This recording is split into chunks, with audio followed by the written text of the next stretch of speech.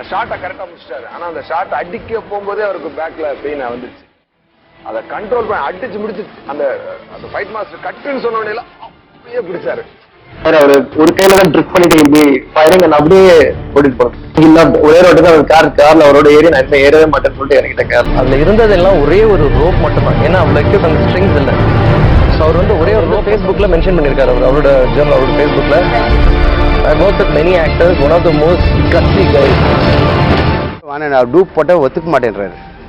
இல்லை மாஸ்டர் நான் பண்ணுறேன், நான் பண்ணால் என்னால் முடிஞ்சது பண்ணாவே போதும், ரசிகர்களுக்கு அது போதும், ஃபேக் பண்ணுறது எனக்கு பிடிக்கும். அவர் வந்து ரசிகர்கள் ஏமாத்துற ஆள். கார் மேலே ஓட்டுறது யாரு?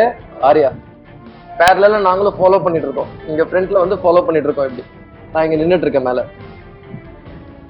எனக்கு போயிட்டு இருக்கும்போது கரெக்டா தப்புன்னு போயிட்டு அப்படி காலை பிடிச்சிருக்காருன்னா எனக்கு வந்து அங்க நான் வண்டி விட்டு இறங்கல, நான் அப்படியே நின்றுட்டேன் வண்டியில, அப்படியே நின்றுட்டேன். ஏன்னா எனக்கு தெரிஞ்சிருச்சு ஆக்சுவலா இது வந்து ரொம்ப மோசமா அடிபட்டிருக்கு அப்படின்னு. அடிச்ச ஒரு எல்போ ஜஸ்ட் மிஸ் ஆகி அவருக்கு கழுத்துல சர்ஜரி பண்ண இடத்துல ஓங்கி அடிச்சிட்டாரு வில்லன்.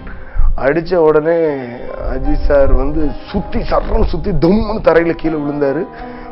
விழும்போதே பாத்தீங்கன்னா முருகான்னு கத்திக்கிட்டு விழுந்தாரு. நான் இது வரைக்கும் பாத்துறாத பண்றேன்.